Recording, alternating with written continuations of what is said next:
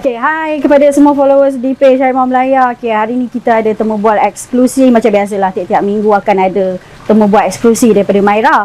Okay, tapi kita pun sekarang musim off season kan. Jadi kita pun kalau boleh nak perbanyakkan konten, nak interview banyak player-player yang masih belum ada kelab lagi lah. Okay, so hari ni bersama dengan kita, jeng. Siapa Okay, so kita ada pemain yang bersama dengan KL City last year. Okay, iaitu Sebastian Avanzini. Hi. Hi. How are you? I'm good, thanks. How are you? Alright. Okay. Sebastian, so you've been with KL City for a year, and how do you find KL City's performance last season and Malaysia country in general? Like, what have you learned this 1 year time? I think I learned a lot about the culture. I think our season as a team started really poorly. We didn't win a lot of games in the beginning, but eventually I think we it's not about how it starts, right? It's about how it ends. And even though we lost a semi-final, and we would have loved to make it to Bruges Jalil and compete against Johor again, I think overall we can say the season was a big success. Okay, so I can see that you make new friends here in KL City. The chemistry between you guys are very good. You know, KL has one of the best chemistry. I mean, I can't say for the other teams. Obviously, I only know KL, and last year there's a lot of different nationalities. Obviously, we have a lot of local players, and there's a lot of different nationalities. But I can only say for that dressing room I was a part of, it was amazing. There was even though I don't speak Bahasa, and there might be some of the locals who don't speak too good English. I don't know, somehow we can be really good friends. I don't know how we speak, but somehow it works. Do you know you already managed to learn some of the words? Of course. Well, what is it? Well, that's something I will not say on camera. Okay. But, because in a dressing room you always learn the bad words first. So. Okay, I get it. Okay, so Sebastian, you can play in more than one position, right? Midfielder and left back. So what position that you think you're really good at and your favorite? Well, I think this year I've played mostly as a number 6, like a defensive midfielder, which is my main position. Boyan Hodak, before he left to Persib, used me a lot in the central defense, which I am very comfortable also doing. I think in general it's not about for me which position I play. Like the defensive midfielder is my main position, but to me it's much more about who are we facing, what's the tactics, and I think that's one of my strengths. I'm quite smart in terms of how I can adjust to the particular opponent we have. Okay, so talking about Coach Boyan, right? He convinced you before to come to Malaysia, and you are close with Kevin, and now that both of them are in Indonesia, right? Are they still in contact with you and encourage you to go to Indonesia? Well, it's true. I have a really close relationship with Kevin Mendoza, and also obviously a great relationship with Coach Boyan. He brought me here. I owe him a lot. For whether they are encouraging me to go to Persib or anywhere else, I can't say that, because it's just one of those things you never know in football. You never know, and obviously I had had a great half season with Boyan, and Kevin I've known since we played together in Denmark. So yeah, I'll never say never. Maybe one day. But you're still in contact with them? For sure. Okay. So talking about this, I'm sure many fans, KL City fans, your fans, want to know what's your plan for next season, and so far is there any club offered you? As of right now, I am without contract. That being said, I've had a great year in KL. Have a great relationship with management, with the dressing room, as you said before. And but it's football. It's you never know. You never know. Unpredictable. Sorry? Unpredictable. Yes, very unpredictable. And even though I feel like we've built something very strong in KL, and I feel like I'm a part of that, or I was a part of that. I do also know that there can be a lot of factors in football, and that I don't control, and this can potentially mean also that I'll end somewhere else than KL. I don't know, but let's see. But you're still planning to play for Malaysian League? Yeah, so I came back here actually mainly because of that. I went back and I had had offers from Europe again now, and from my home country, and I decided for now to say no. I wanted to build. I built my name here last year, and I wanted to continue on that journey. Okay. So recently you gave your opinion regarding the difference between Malaysian League and European League. Yeah. Okay. So it's hard for players when players who used to play for European League to adapt with the Malaysian field. And so far, like JDT and Terengganu has this up to standards, the facilities, right? Okay, so if given a chance, would you play for clubs like JDT or Terengganu? I mean, it's like both clubs are very big clubs in Malaysia. I've versed both of them now. I know how tough they are, especially when you're playing in Johor or in Terengganu. It's very, very difficult.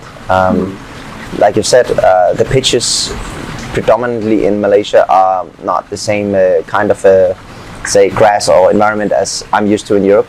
But those two particular clubs have extremely nice fields, and I think whether I want to play there or not, I think any player in the Malaysian Football League would say, yeah, of course I would love to play for big clubs. So I'm no different.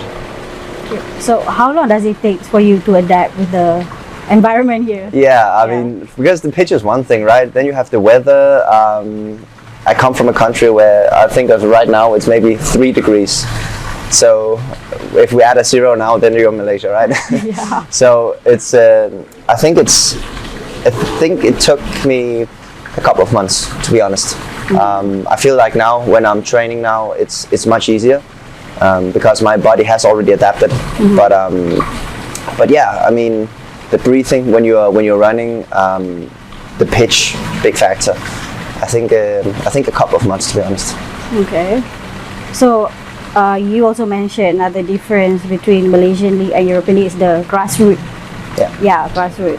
So based on your opinion, you used to play for European League. Yeah. How important is the grassroots to the kids, and also the parents, when the parents start to send their kids for training in Europe?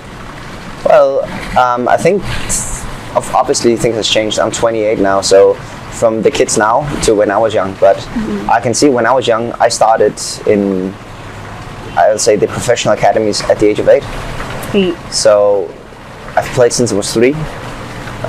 Also have an Italian dad, so it's like, of course, this is if you're a son and you have an Italian father, it's you just play football. But that's the thing. It's a big difference culturally. The way football has been around for so long, and the grassroots programs has just been developed and has been tweaked, so it's just getting better and better and better and better. So since I was the age of 8, I've been to some of the greatest academies, not just in Denmark where I lived, but in general now in the world. So it gives you another foundation of football. And when you ask for the importance of grassroots, I think if we talk from a more competitive standpoint in terms of also now we have the Malaysian Super League. I watch all the national team games as closely as I can, also with Malaysia. But that's the thing also to raise the bar even more in the future. That is obviously where the time, the resources has to be spent on the grassroots programs. So at which age you already start to go for tournaments? At which age? Yeah. Again, it's like we have leagues, so you play in a league obviously from a very young age, and from ever since I can remember, I played in just the highest leagues, and then you compete with all the other boys who are in the good academies, I guess, and then you'll be like 12 teams like in a professional adults league, right? And so you get into that competitive, I guess, rhythm very, very early on. How's the kids there? Are they really competitive compared to Malaysian? Yeah, I think there are a lot of differences, obviously, culturally, both the goods and negatives. I've also seen a lot of positives from where Malaysians are ahead compared to where I'm from. In Europe, we are I would say, especially Scandinavia, where I'm from. I'm from Denmark, so it's a very rigid and strict country in terms of we're very disciplined.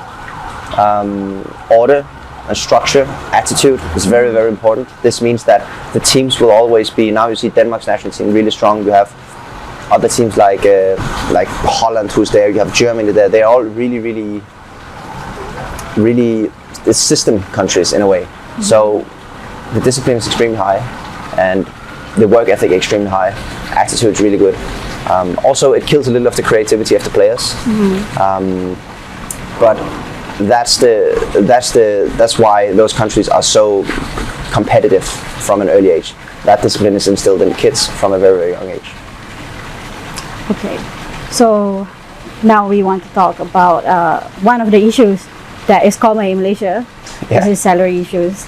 So a few clubs already have this issue, like KL, Kedah. So what is your opinion about the salary issues, and is this issue common in Europe from the place that you played football before? No, I can talk more generally about it, obviously, and I think if you look around the world, obviously it's one of those things that's I think anybody who goes to a workspace, whether the playing field is football or it's an office, you're supposed to have a monthly salary or whatever you have agreed upon, right? Yeah. Saying that in football, you talked about now Malaysia. I'm half Italian. It also happens there. Had some coaches who are from the Balkan countries, like we talked about Bojan, Leonard, of course, being from maybe even in Croatia. I know in Serbia. I was in Turkey. So all of these countries in Europe, it also happens. Not that it makes it fair. It shouldn't happen, but yeah, it does happen a lot. And obviously, I'm against it. So it's a worldwide thing. Yeah, it's not a Malaysian phenomenon. It's just important to state. Okay. So what are the things that you are impressed with Malaysian league that you cannot find in Euro league? Malaysian players in general are, because they are not so schooled from a very young age, so they have a lot of very creative players. I've praised a few of my teammates before in interviews. I think we have some really, really creative and exciting players in I say still we, but yeah, in KL. And for instance, I expect great things from my boy Hakimi, for instance. Still a young boy, but very creative. You call him Adik. Huh? You call him Adik? Yeah, I do. He's my Adik. And no, he's a great boy, great talent, great guy. That's one I'm always looking out for, and a player with a great potential. If I were to look a little outside of Malaysia, I can also find, like, I can take the obvious ones. If you take the players like you have now Faisal Halim in Selangor, Arif Aiman, also very obvious to take. But these players have a lot of X factor, a lot of natural born talent. And a lot of creativity. It's hard to get that. Not just here in Malaysia, in general, around worldwide. Not a lot of players have that, like a natural ability to just be extremely fast. I have the center of gravity that is so low, and yeah. So I've been really amazed by talent. There's a lot of talent in Malaysia. Okay. So you are mixed heritage. Yes. So if given a chance, which country would you represent on the national team? Or maybe you want to be a naturalized player like Romel or Paulo to play for Malaysian national team. Yeah. Well, so many countries. I have a Korean mom. I have an Italian dad. I live in Denmark. It was just Yeah. I haven't given much thought about it. I feel I'm Danish. I have no Danish blood, but I feel Danish. That's my first language. Okay. So, sorry, Dad. No, and as for Malaysia, I think I've been here for a year, and I think I take it day by day. I think now Romel obviously being nationalized, I'm so happy for him. He's been doing great things in Malaysia for many years. I think if it got to the point where I had been here, I've served my time also as a like citizen here in Malaysia and worked here for the amount of years required.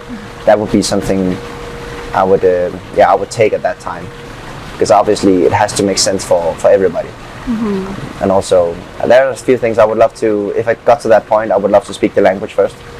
I think that's a respect I have to show also if it were to ever get to that point. So I'm still working on it. I would love to be able to at least converse in Bahasa. So you do have a dream of staying here and playing for the national team? Nah, I can't say that. Like I said, it's day by day, and right now I've been here for a year, so I think talking about it now is still too early. But What about other countries? of course, who doesn't want to? If you're representing, like in my case, a lot of different countries that representing a country is, I think, anybody who plays football. It's one of the goals, right? Like you said with Ronel, now him being from another country and coming here, settling down, making a home for himself here in Malaysia and representing Malaysia, it's amazing. I know he's very, very proud of it, and eventually, who knows, if I get to that point, also just staying here for many years and it makes sense for everybody, then maybe. Okay, lastly, do you have a message for your fans, KLCT fans, and what are your hopes for the future in this for this season or in the future? First and foremost, to the fans, it's just to thank you really for last year. I felt welcome from day one. I've said this to you many times, and I'm very, very grateful for all the support I've received throughout the year. I'm happy to contribute to the history, and we did that together. As of next year, like I said earlier, it's difficult to say in football, but history is history. It never goes away. And for me, next year, what I truly hope is I can again contribute to a team. I'm that kind of player. It's for me, I'm a team player. It's about the team. That's my position. It's my character. I hope to contribute a lot to a team again and hopefully be an important part of the team. That's my aim, and hopefully if we could win something, I would be so happy. Can say terima kasih. Terima kasih banyak. Alright, thank you. Thank you so much. Thank you so Thank you so much. much.